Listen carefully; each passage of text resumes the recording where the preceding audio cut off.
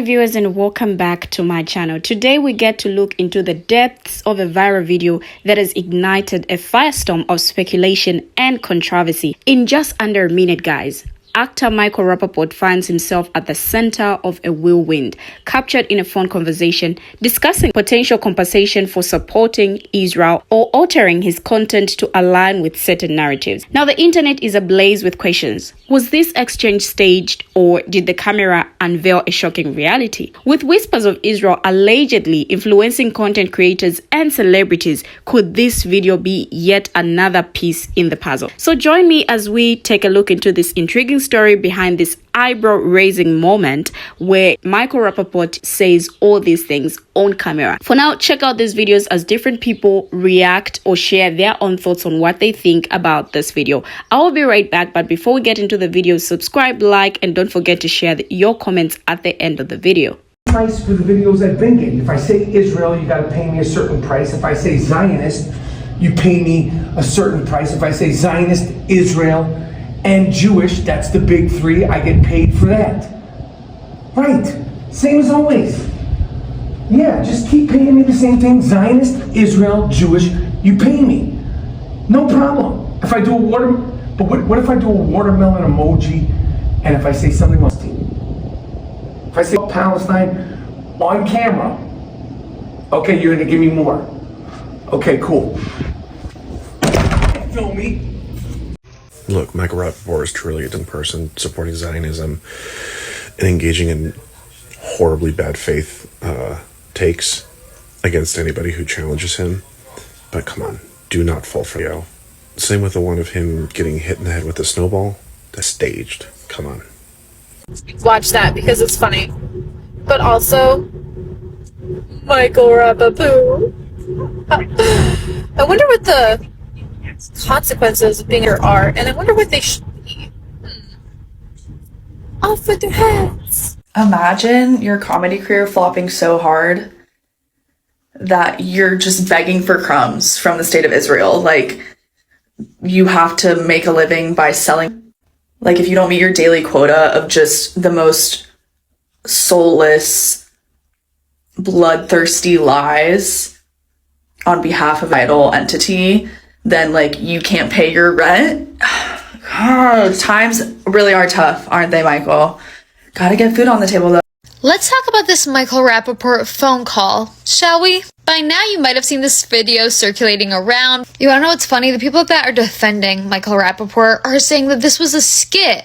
But then you have Michael Rapaport who posted this saying this is AI or CGI, which is honestly laughable. He wrote, "There's a video circulating that makes it seem like I'm getting paid for all my videos. This is not real." Sure, Jan. And according to his comment section, no one's buying it. One person says, "Is the reflection in the glass and your shadow on the wall AI? Details are way too good to be AI. Which part isn't real? He's in a dirty carpeted hallway with no shoes on. AI is not this accurate. No way this is AI. It literally syncs up to his hand movements perfectly." Ever should be rewarded for bad behavior. Take it from me, okay? I have a life log, a life list of bad. Obviously, this is a human being, but also like being barefoot, and I'm guessing this is a hotel or a building's hallway. Ugh. So no, this is not a skit. This is not AI, but this is the realest thing that side has posted. Well, they technically did not post this first, but you know what I mean. Okay, I just had to jump back on here because I stand corrected. I thought that that support video of him standing barefoot in a motel was like his sad sack attempt to be funny because he put it on his own page. Until I realized on all his other socials that he's claiming it was AI. So sorry to all the people that were in my live earlier that were like, no, it's real. And I was like, I don't think so. No, you guys are right. It is real. It's not real. This is real. He's seriously claiming it's AI. You guys know that going forward, now that AI is developing, that's what every who's doing something sus is going to claim. They're going to claim it's AI. Also want to point out, and I put this on my Twitter yesterday, Every accusation is a confession. He gets online all the time and says that people are doing things for money. We all know, and we all knew. This is just a video proof, but we all knew. They accuse other people of standing up for human rights of making money because they are paid. He is literally paid to spread Zionist propaganda. Paid by the word, in fact. And he might be the only one that was caught on camera, but it is all of them.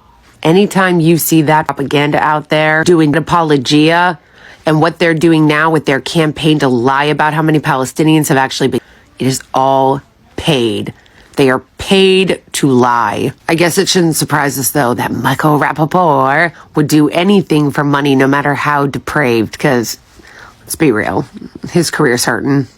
I don't know if that video is real. He posted it on his own page saying that it's AI, but like, I don't know, the speech and the hand motions like line up perfectly, so that's probably not it. Regardless of whether or not it's just a skit or that like he's just like trolling everybody by posting this on his own page, like it tracks. I mean, the dude's literally in a hotel lobby with his bare feet. Like, do you even know how floors are? Like, I hope you guys don't have any short-term memories about how a couple months ago they were paying us influencers to make pro-Israel videos. I mean, it's not that far-fetched. Okay, let's address it. You're probably going to see a video of Michael Rapaport pop up on your timeline at some point or another today. You know, and I'll warn you, it's very cringy. Basically, he's standing barefoot in a motel hallway and he's talking on the phone to someone, and it looks like the entire thing is staged. And he's saying that he's being paid to say the things that he's saying about blue and white. Then he posted it and he said, there's a video circulating that makes it seem like I'm getting paid for all of my videos. This is not real. And he's saying it's like AI or whatever. Now, a lot of people are saying it's a joke, right? And people aren't understanding that it's a joke. They think he's being serious, like this is a serious conversation. What I want you to do before I show you the video is realize it literally doesn't matter if this is a joke or not, because this actually happens. There's proof that this happened. Of course, that's not the entire thing, but he goes on to add saying if he uses like the watermelon emoji, and he says everyone else. It's funny, right? It's satire. And then of course, when you go to the comment section, this is the first thing. It says comments on this video have been limited. And the problem is like, he's making a joke out of the entire situation and like being like calling himself out so he can basically show people that it's fake. But like, yeah, this is the reality. This is like what they're doing with Tiffany Haddish. It's known, like these Z-list celebrities get paid to fly over there, walk around and make a bunch of videos for social media to promote. And especially comedians. I don't know why they go with comedians, but I think they think they're more relatable in a way. But the whole point of the video is not what he's saying. It's the idea behind it. And you guys need to understand that you're watching someone make fun of a situation or a type of like arrangement that actually does happen. So it just goes to prove again, he's cringe, like ick. Anti-Semitism is on the rise in this country, and my response is not to cower, but to go out there and support my people. And that's why I was out in Pleasanton, California just the other night, supporting my people. In this case, Michael Rapaport, a Jewish comic. And look, I made Michael laugh. I made a stand-up comic laugh. Pretty good. And I not only had a great time the other night, I learned something. You know, the place was packed, but it was not packed with Jewish people. There was me, a friend, Michael, and a couple. That was it. Not even enough for a minion. You can look up the word minion. But everybody was laughing, even at the Jewish jokes, you know? Laughter, comedy is universal. And here's another thing. Pleasanton isn't like UC Berkeley. It isn't like a college campus. Watermelon wasn't on the comedy club's menu. They weren't screaming from the Mississippi to the Aleutians. They like that tiny country shaped like this in the Middle East. Who knew? I knew. College campuses and social media are not the real world. And the hate that you see toward people like me on college campuses and on social media, that's not the real world either. So we all know who Michael Rapaport is at this point. I mean, he's been around for years. He's a comedian. He is notorious for being, recently he has been adamantly supporting Israel. Well, what would you say if you found out that the whole thing was a farce? He doesn't give about Israel. He only cares about the money that they're putting into his pocket. He is just like every other shill in this country that is adamantly supporting Israel. Joe Biden, the Congress, the Senate, all of them take money to say the things that they say. Because they don't give a about Israel. They don't give a about self-defense or the only democracy in the Middle East. It is all about the money. Michael Rapaport is just for the Israeli government. He's an operative that is getting paid. Now, this whole thing was destroying his career anyway, not that he had a booming career to speak of. This is the most relevant he has been in decades. But now the whole world realizes that he's just a paid off. And that's all this is. That's all it's ever been. Money talks. People are willing to sell their souls to say the most horrible, dehumanizing, awful people as long as they are getting paid. And it's really funny considering that I always get accused of being paid to say what I say for standing for Palestine. But number one, where's that money coming from? Who fighting for Palestine has the money to pay off thousands, if not millions, of pro-Palestinian creators? And two, it's very clearly obvious at this point that that's what the other side does. That's what they have always done. They pay people for their loyalty. And we've seen it multiple times now. Look at Nicholson. He went on live and exposed to the entire world that he was being paid by Mossad to say the things that he was saying.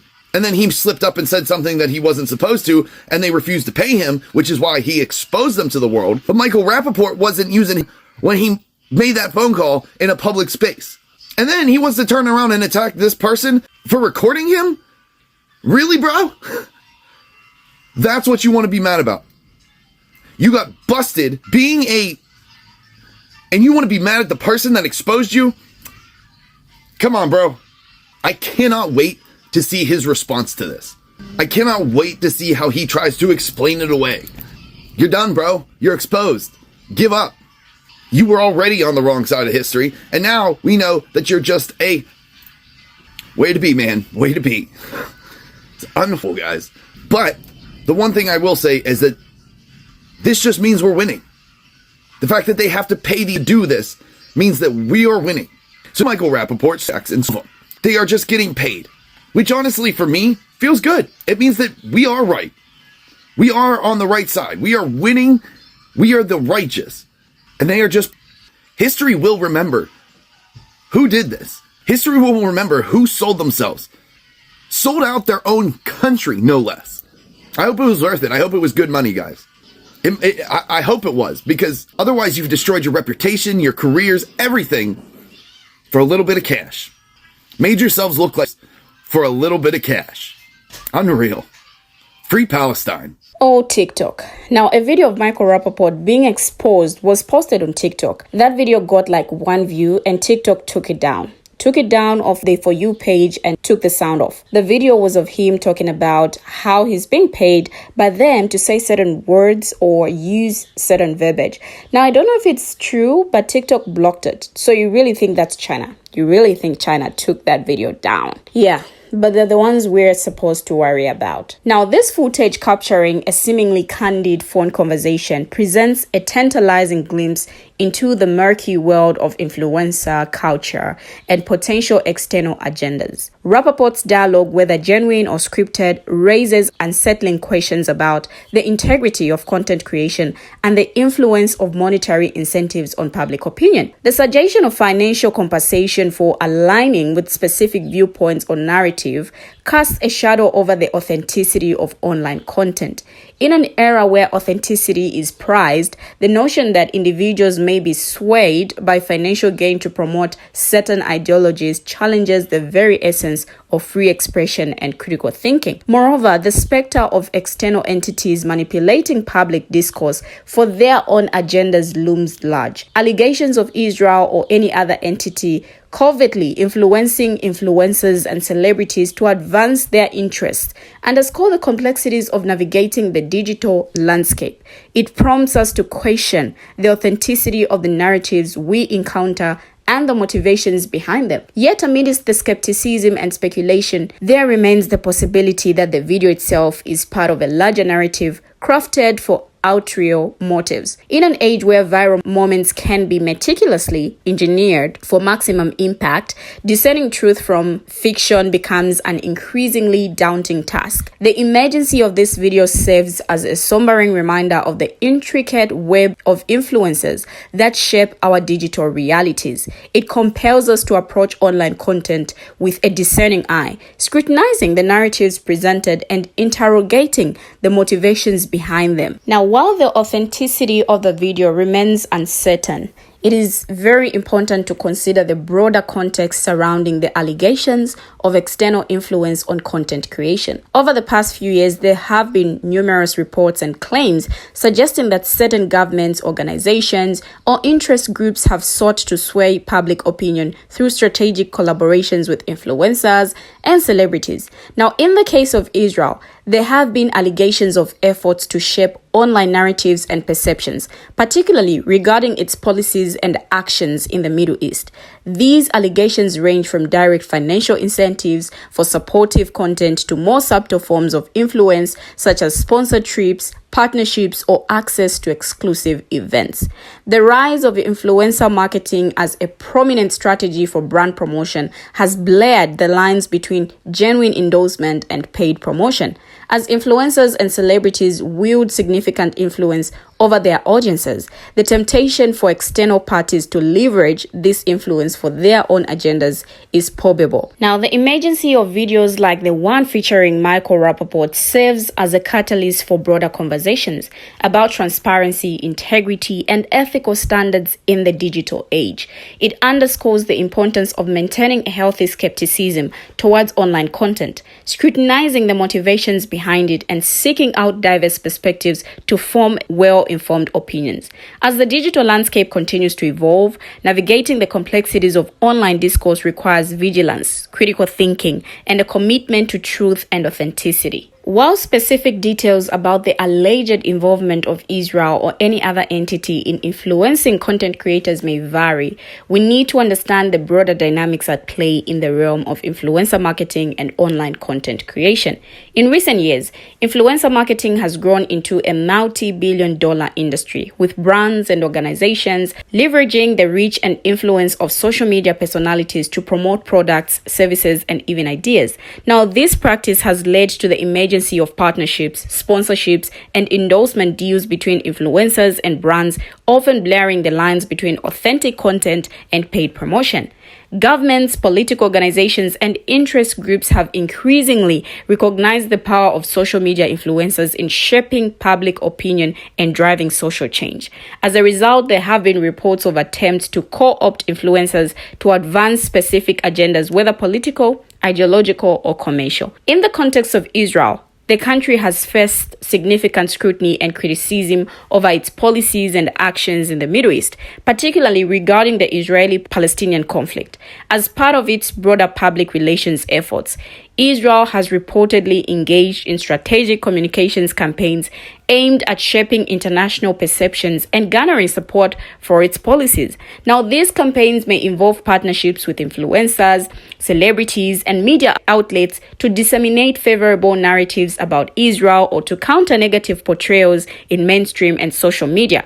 While the extent and nature of these collaborations remain subject to debate and speculation, the idea of external entities seeking to influence online discourse is not uncommon in today's digital landscape. In recent years, there has been growing awareness of how governments, political organizations, and interest groups leverage social media platforms and digital channels to shape narratives, sway public opinion, and advance their agendas. Now, this phenomenon, often referred to as online influence operations or information warfare, involves a range of tactics, including propaganda, disinformation, and strategic communications. Various countries, including Russia, China, Iran, and others, have been implicated in conducting influence operations targeting domestic and international audiences. These operations may involve the dissemination of false or misleading information, the amplification of divisive narratives, and the manipulation of online discussions to sow confusion, undermine trust in democratic institutions, and promote specific political or ideological viewpoints. Now, in the context of Israel, the country has been active in utilizing digital media and public relations strategy to shape international perceptions and garner support for its policies. This includes efforts to combat negative portrayals of Israel in the media, counter criticism of its actions, and promote a positive image of the country and its achievements. So with that said, what do you guys think about this video? Do you think this was staged, or maybe Michael Rapaport was really caught on camera this time? Share your thoughts in the comment section down below and let's get talking. Thank you for watching and see you in my next video.